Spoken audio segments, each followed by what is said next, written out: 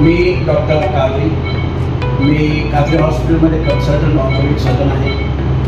आमच्या कादरी हॉस्पिटलमध्ये सर्व प्रकारचे ऑर्थोपेडिक ऑपरेशन होतात। पुढच्या वर्षी लोकसभा निवडणुका होणार आहेत। या पार्श्वभूमीवर केंद्र सरकार जनतेला खुश करण्यासाठी अनेक लोकप्रिय घोषणा करण्याच्या प्रयत्नात आहेत। आता देशातील सर्वसामान्य जनतेला महागाईपासून मोठा दिलासा देण्याच्या तयारीत आहे। केंद्र सरकार पेट्रोल आणि डिझेलच्या किमतीमध्ये लवकरच मोठ्या प्रमाणात कपातीची घोषणा करू शकतं। पेट्रोल आणि डिझेलच्या किमती 6 ते 10 रुपयांची कपात त्यामध्ये होऊ शकते। याबाबत केंद्र सरकार तेल कंपन्यांसोबत चर्चा करत आहे। मे 2022 पासून आणि डिझेलच्या दरात कोणताही बदल झाला नाही। पेट्रोल आणि डिझेलचे दर अनेक महिन्यापासून स्थिर आहेत। केंद्र सरकारने मागच्या वेळी उत्पादन शुल्कात कपात केली होती। यावेळी पेट्रोल आणि डिझेलच्या एकूण किमतीत 13 ते 16 रुपयांची कपात झाली आहे। दरम्यान अनेक महिन्यानंतर पेट्रोल आणि डिझेलचे दर कमी करण्याबाबत पेट्रोलियम मंत्रालय आणि अर्थ मंत्रालय चर्चा करत आहे। याशिवाय तेल कंपन्यांची चर्चा सुरू आहे। सर्व काही सुरळीत राहिल्यास पेट्रोल आणि डिझेलचे दर 6 ते 10 रुपयांनी स्वस्त होऊ शकतात।